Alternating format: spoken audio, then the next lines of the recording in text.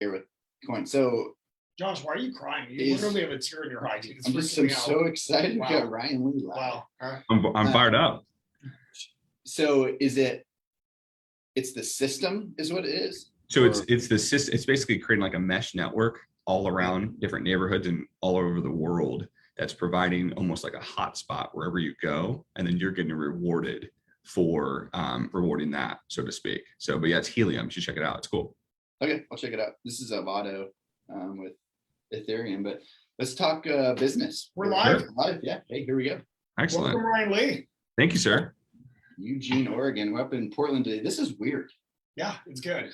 We've never done one of these together, right? Actually, we did a month ago. Really? Yeah, I was in with Sean. With you. Oh, that's right. Yeah. Okay. Well, that's what I was telling Ryan. Like you and I went like 14 months without seeing each other. Right. And then I had a chance to be in Eugene last month, and here you are today in Portland, and yesterday. It's just kind of rad. What did you say about people, Ryan? Like human beings, what?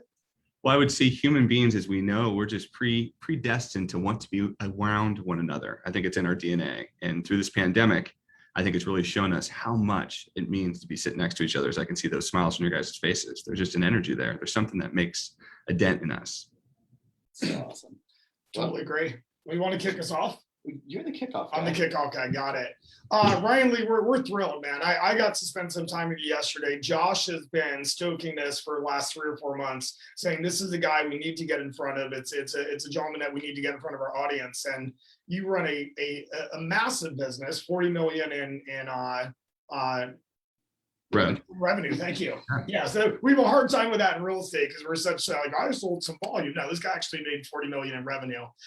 You've got some side hustles as well. And what's cool is you're a business guy, right? Like at the end of the day, that's what we do. Our business of choice happens to be real estate. But talking through yesterday, like we've got the same wins and losses with hiring, retention, that separation we're talking about for the last 14 months with those people near and dear to us, client satisfaction. So yeah, man, we're just excited to dig in and pick your brain and learn from you today. So thanks for being here. Oh, it's my pleasure. And I think as we all could say, business, life, whatever you want to call it, it's just all about people. No matter what you're doing, doesn't matter the industry, doesn't matter the hustles, whether it's something you do every single day or if it's your side hustle. I think all of us are drawn to people. And when we're drawn to people, I think we can create businesses. This is going to be good. Yeah, it's going to be really good. All right, so here we go. Punt. Ryan, tell us a little bit about CBT Nuggets and what you currently do. What's your day job? Yeah, so my day job and an unbelievable gift is I have the opportunity to be a part of an incredible company that develops and creates online education for IT professionals. And so you can think of us much like Netflix for nerds. So anybody that's trying to grow within the IT space, whether that be networking, cybersecurity, sysadmin, or just basic stuff of how to do a pivot table in Excel, we create content that is then streamed out through an application, whether it's on your phone or on the desktop. And we've been blessed to be in business for over 21 years. And we're doing business today in about 150 different countries. That's crazy. So you're kind of an early adopter in this. Yesterday, you were saying you were recording on DVDs. Well, actually, even before DVD, CDs. So our founder, Dan, who's just an unbelievable entrepreneur and just really loves tech. And so he early on in his career was doing what a lot of us have done, is going to seminars, actually putting on seminars and teaching people at IT. And he thought, man, like every day I'm trying to give my best. Some days I'm a better teacher than others. What if I could just take and bottle up the one great day, put it on a CD and send it to people? And rather than me having to jump on an airplane to see them, they can have it. And you know what the best thing about it is? They can rewind me. So if they don't remember something or they can't come back to something, they've always got it. Where once I left that room, you'd always say, I'm out, right? Like, I mean, I'm on to the next group and doing the next thing. And so by actually taking that and putting that on a CD, it was with them forever. And obviously they owned it forever. That's so cool. How many people work at your company? So we've got just over 160 team members, and we've got people spread out all over the world. We've got an office in beautiful Glasgow, Scotland, with some incredible team members. And we've got some trainers that actually are in the UK. We've got a gentleman that's in Africa. We just inked a deal with a gentleman that's going to be in Germany. And then we're in Canada, kind of all over the Americas, all over the States for that matter. And so really, really well spread out. But our physical location offices are 3, are Glasgow, Scotland, Bend, Oregon, and Eugene, Oregon, where I'm talking to you guys today. Nice. So nice big global business, definitely an impact. But one thing, Ryan, that I know just knowing you and I've heard in the community is CBT Nuggets is known for its culture. Not only outward training as your company, but the training in-house and just what you do with culture. So let's just start with hiring. So when you're bringing someone into your culture, what does that look like? Yeah, so I think when we're bringing somebody in, I think first and foremost, we have to always remind ourselves that has to work on both sides. I think a lot of times when we're looking to hire someone, we look through the lens of us and we forget to look through the lens of them. And so one of the things that we try to do right at the start is ensure that we give them the space and the time to research us, to ask us just as many questions as we're going to ask them, because we want it to be mutually beneficial. When you think about with your business, when you go to hire somebody, one, it's hard, period. Just in general, it's hard to meet people, it's hard to find people. But number two, once you've found them and you onboard them, you're putting a ton of your resources in without a great ROI right at the start. You know, most businesses say they don't see a good ROI between 90 to 120 days, depending on what that team member is doing with them. So you kind of get that right, because if you look at dollars, I mean, that's tens of thousands of dollars that could just quickly walk out the door if it isn't a good fit. But if it's not a good fit, you got to get them out. Otherwise, they'll kill your culture. But I think first and foremost, you got to make sure that it's a balance between the two. And one of the ways we do that is we start that process out with, making sure that everybody we talk to knows about us. We ask that question kind of right at the start. What do we do? Why do you want to be with us? What is it about our business that elicits something in your soul that says, this is the place for me to be? Do you fit and meet our mission? And do we meet yours? And then we make sure that the team member that might be doing the hiring manager has an opportunity to spend time with them. We make sure that team has a time to spend time with them. But then, and I think this is fundamental for everybody that's listening, if you can make the time, it's worth the time, but you should be interviewing personally every single person that comes in your door. You have to. There's not a single interview that happens here of the hundreds of people that we've hired that either our CEO or myself haven't been in that room to make that hire. Well, that's a nugget, because at the end of the day, in our world, that's one of the things people want to give up the fastest. It's like, cool, like now I've got a director of operations or I have a lead buyer's agent, so they can do all the hiring.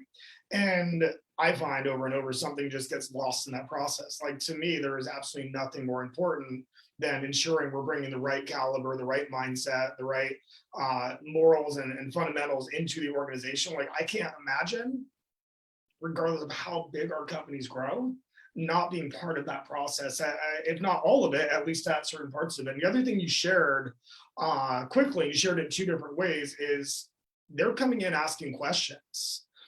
You flat out ask, like, what do you know about us? Like, why do you want to be involved with us? Do you know our mission statement? So if you've got that interview, Ryan, and somebody doesn't show up and they've got a blank stare, when you ask them that, what do you do next? I think in this world, we've got one resource that none of us yet, other than Michael J. Fox and the doc, when they got the flux capacitor out there and they're able to go back and gain time. Time is our one resource that we can't get back.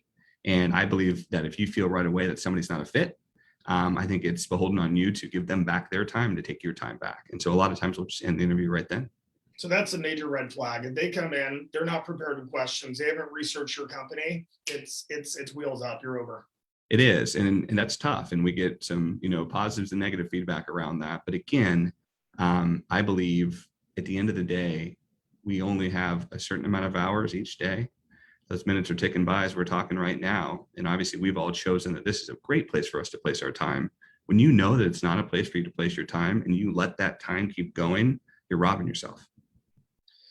Can you quickly explain your hiring process? Like, do you do behavioral profiles? Do you have team interviews? Like, walk us through that. Yeah, absolutely. So whenever we go to do a job post, we'll obviously put that posting out there, whether that's on LinkedIn, Indeed, our website. The first step is our hiring manager from our HR department will go through, check that resume, make sure that what they're saying lines up with what they can find, and does a phone screen and an interview. And a lot of that's about why CBT Nuggets, who are we? So we kind of get through that first step.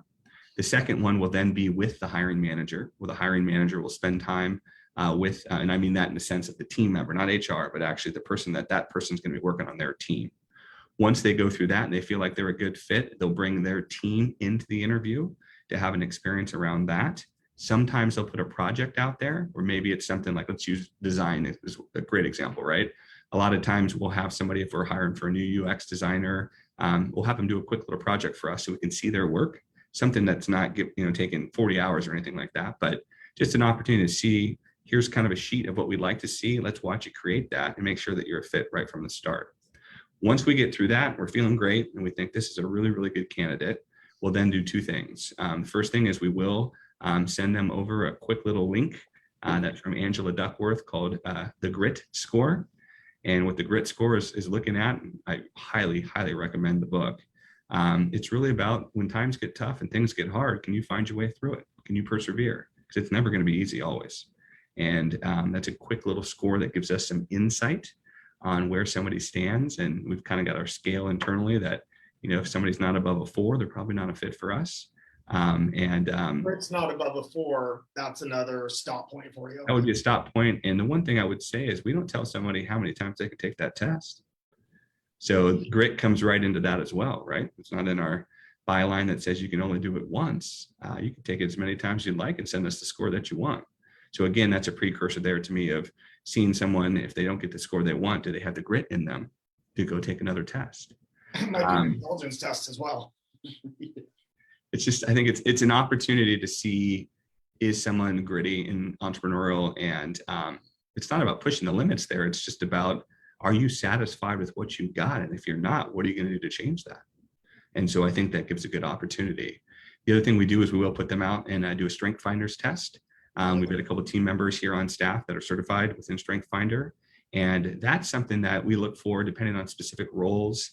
I'll say if we're hiring for somebody in sales, I really want to see achiever in there.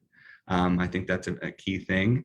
If we might be hiring for somebody that is designing the future of our new app, I'd like to see futurist in there. And so we start to kind of pick out and look for different key things. But the cool thing about the Strength Finder is once you do bring somebody in and let's say it works out, well, now we share that with everybody. We've got name cards that are around our office that literally says Ryan Lee, and it lists the strengths that I have. And so when people are around and they can think about me and think about how to communicate with me, there's some really cool tools that you can leverage. And again, we've got an internal trainer that helps people, especially team leads, work with teams based on their strengths, and ensures we've got some better communication skills around that. But once they do all of that, we see that, we go through that final interview, like I said, either myself or Dan are in that room, as well as our HR team member and the team lead that's going to be hiring for that role. And then we spend time in there. And like I said, we try to give a ton of room in there for them to ask more questions than we're asking. But we will ask some pretty good questions. We've all got our different ones that we pull from. One that I'm always really curious when it's someone in technology is, tell me about your side hustle. What's the project that you're writing right now? What code are you doing? What's up on Git that I could go take a look at? I'm always curious to understand, is somebody a reader? What books are you reading? What are you doing to fill your mind to grow?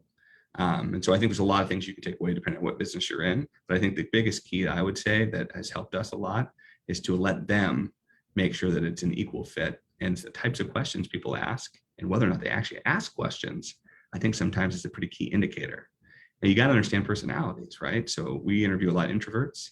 And so again, it's the space that you leverage to do that. The way in which I would talk would be a little bit slower. I would encourage more, if it's somebody that's an extrovert, I'm looking for ways to maybe sometimes time box some things to make sure that we can get through the journey that is that interview. But you just have to read the room. But again, I think the biggest thing that you have to do is really looking for that culture. And a lot of the questions that we're asking, one of the things I'm really looking for is, are you a we versus me person? And the language that you use can tell me that really quickly. I'm hearing a lot of I's and mine. Most things that all of us do in life, it takes a team to do it. There's somebody that's helping you. You're not usually just the only person in the band. Otherwise, that symphony doesn't sound too good.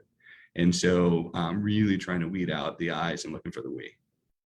It's all been good. I mean, so many takeaways: grit, strength finder, space, asking questions, I, me versus we. I love the sample work too. I mean, I thought of when I wrote that down when you shared it, like, we'll give them a project. So frequently in our business, well, if somebody's like, I hired an amazing listing agent. Listing agent in our industry is somebody that meets with a seller and puts a sign in their yard, convinces that seller, they have the 10,000 agents in this market, choose me to represent your home. So our coaching wants to be like, I heard an amazing listing agent. I'm like, cool. When did you hear their listing presentation? Well, we haven't.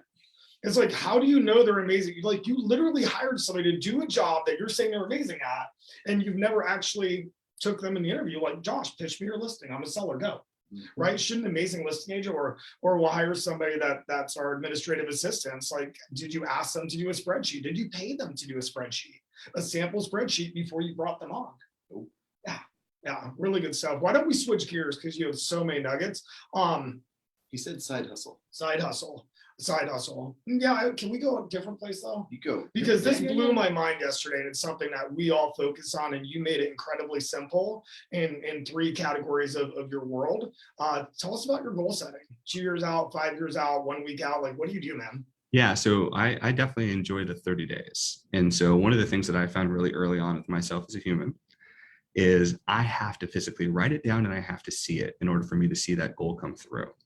And for me, I do a 30-day, and I really try to work on 1 or 2 key things, and I try to break them down into 3 key areas.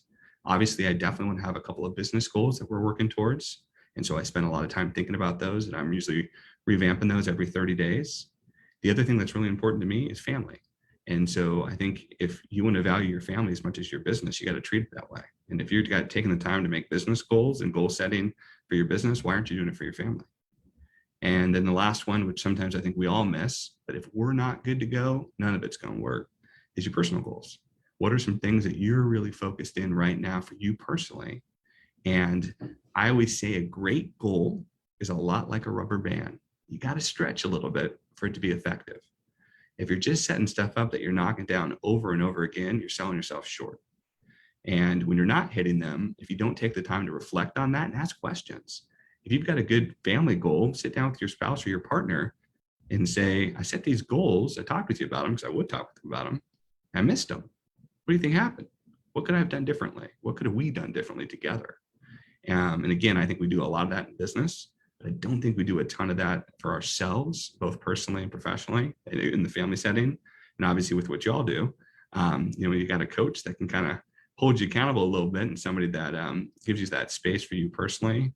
I think we just forget, if we're not right, none of the rest of the stuff's going to be right. Or we're going to fake it for a while, but we're going to fall down because we don't have the engine, we don't have the right fuel in there, and we're going to get tired, and we're going to start dropping some stuff. And so I just think it's simple. And I put them up on a board I can see right here. And I think it's just important that it's visual. I know a lot of people put them on like their bathroom mirror. I've got a lot of friends that carry them in their wallet, just on an 8x11 card that they've got folded up. So anytime they've got to take something out to pay for something, it's right there, just a quick reminder. But I like goals. I think goals are a lot like maps. It's really difficult to get somewhere if you don't know where you're going. But I don't think it has to be super tough. And I think a lot of people, when they sit down to write goals, go with so many that they miss the point of them. And I think you can pick 1 or 2 that are really focused in on you. Let's go personal. Right now, I've got a personal goal of losing a little weight that I am focused in on. And I've got that kind of chunked down into some sections within myself with the type of workouts and things that I'm doing. But I didn't set out the 15 different workouts goals I have to do. I set out a key goal of what I wanted to see be accomplished. And then I let my system kind of work from that. But I couldn't look up on the wall and see 15 things about wanting to be in better shape. I need to really hone in on what the specific thing is, the why, and then I can build around that. I was blown away by this yesterday because, right, we haven't even touched on the success of all the industries and businesses that you've been part of, led, grown, failed, all the above. So when we asked that question, it's like, I expected you to have this like massive clarity, like in 5 years, here's how I set a goal and here's the steps I'll take. You're like, dude, it's 30 days and you write it down. It's visual. It's on you can literally turn to your right, it looks like, and see it. And it's 30 days and it's 3 simple, right? It's business, it's family, and it's personal. And I think earlier in my career, before I was in technology, I can definitely tell you I was doing more longer goal setting of years, 2 years, 3 years. And I think one thing technology has taught me in a good way is, boy, can it change quickly.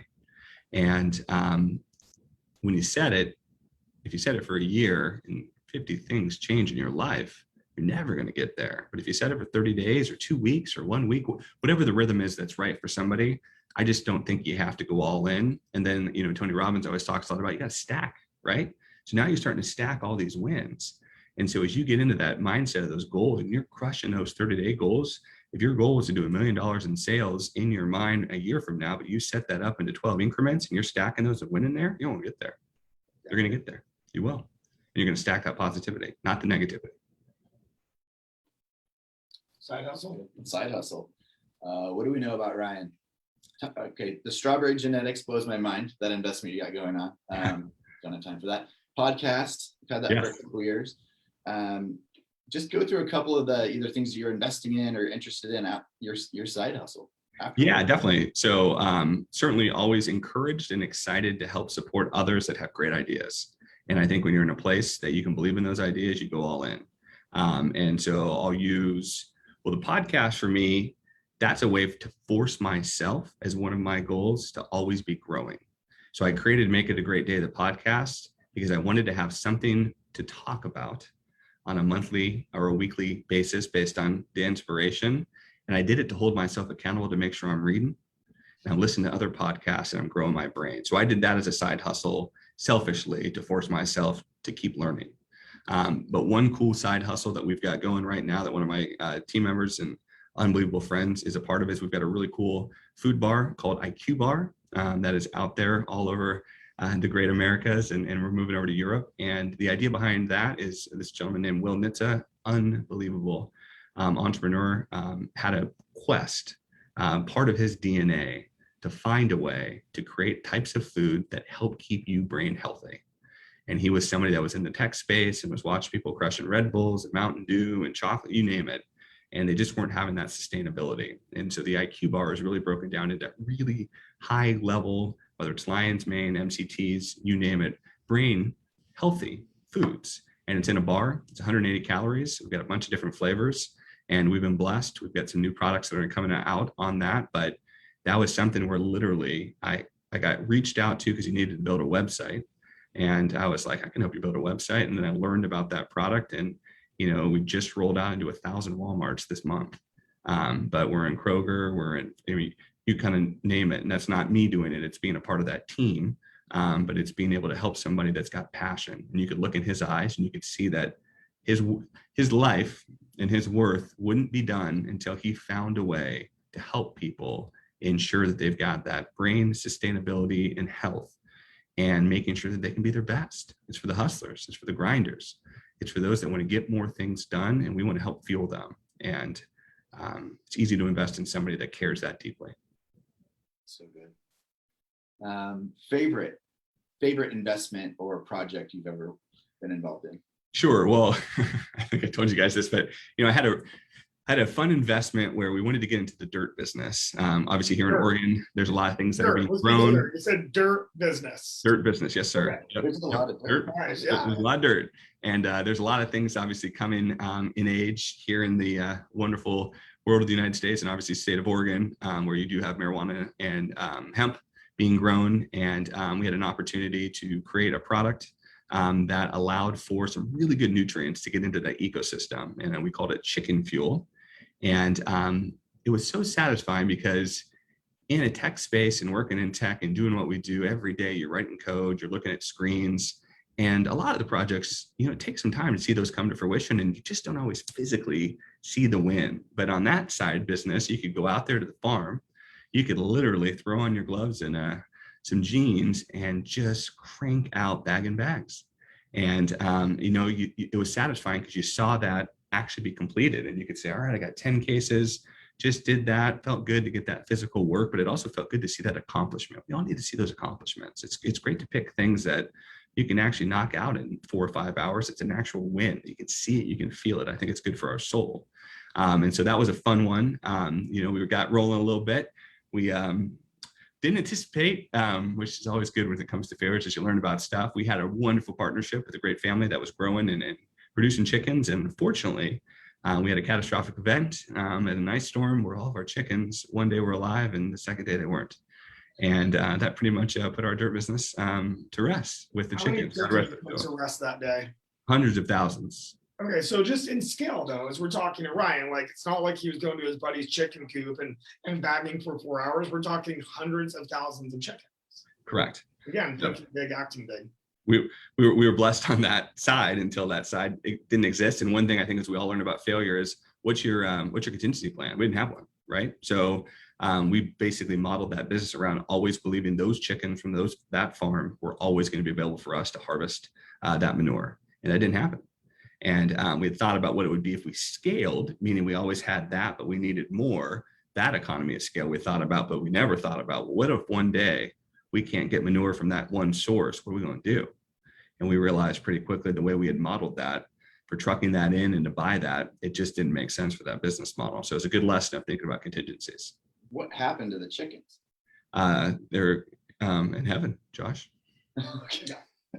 Okay. Ryan, what do you look back on the various ventures? What was your biggest learning opportunity? Like what moment in time do you take forward to this point saying that really defined who I am, or has the greatest impact on how you lead this company? Yeah, definitely. And I appreciate that ask. And I know we talked a little bit about this, but I was very fortunate very early in my career to create a great, wonderful opportunity to work for a company called Monaco Coach Corporation. For those of you that might be listening here in Oregon, or anybody that's an RVer, we were basically we were the largest producer of RVs, diesel in North America, and just rolling. Had about 5,500 employees. The company started in 1968, had gone through some different transitions. And I got a chance to work there right out of high school. I was doing internships, then did internships through college. And I was like, man, that is my path. Someday I'm going to be the CEO of that business. And they believed in me, sent me to get my MBA. I mean, it was something that I loved. And I loved being on that factory floor. I loved the community of what RVers are. Unfortunately, I know a lot of your audience, the same that we experienced in 08 and 09, it became extremely difficult to buy RVs. Either people were so leveraged that they could never trade those in, obviously with fuel prices coming up, and unfortunately, we had to go bankrupt. And so I at the time in that role was the head of marketing and biz dev, and I had a pretty good sized team around me, and every single one of them I had to let go. Not based on anything, based on their skill. It was just the fact that we were scaling from 5,500 people to about 100.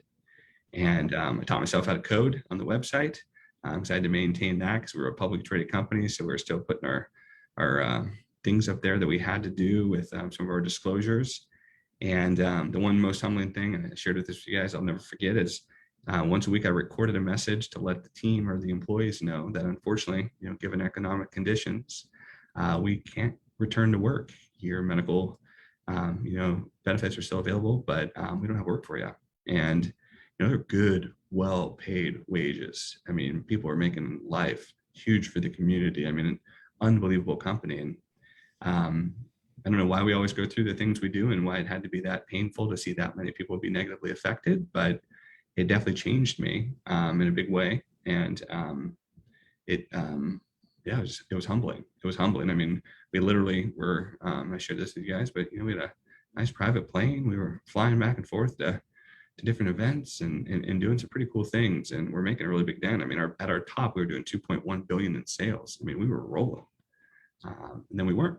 But then we got a lifeline, and we got acquired by a company called Navistar, which is the old International Harvester, Cyrus McCormick, first tractor out there in the world.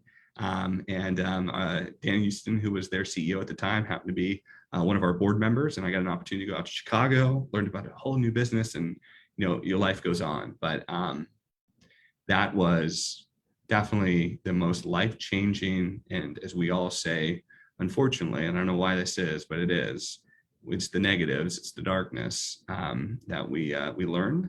But you know what? It's always darkest before the dawn. And if you keep hope and you keep faith, you'll find your way through. That was awesome. Yeah, thanks, Ryan. That's an amazing story. My biggest takeaway from our talk yesterday, what I want to probably wrap up here with, that you learned something in that process, that if you could go back in time and were in charge, how could you have changed the outcome?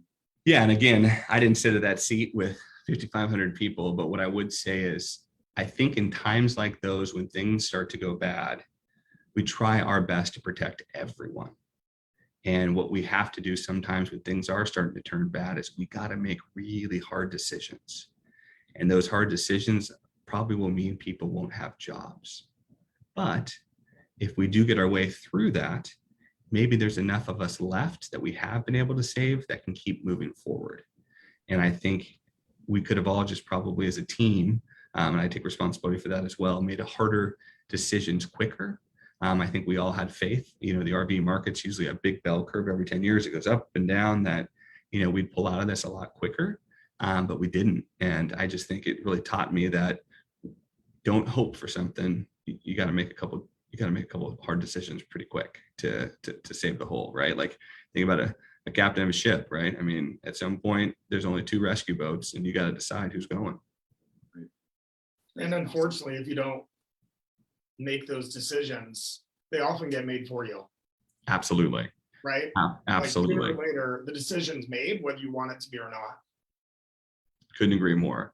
And to your point on that, why not at least have your hand still on the wheel until somebody else takes it out of it?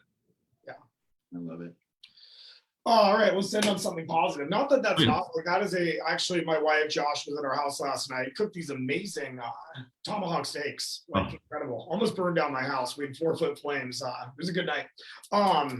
And that was actually one of the biggest takeaways. That's all a takeaway, Ryan. Thank you. That Amber and I went over of making those decisions. So thank you.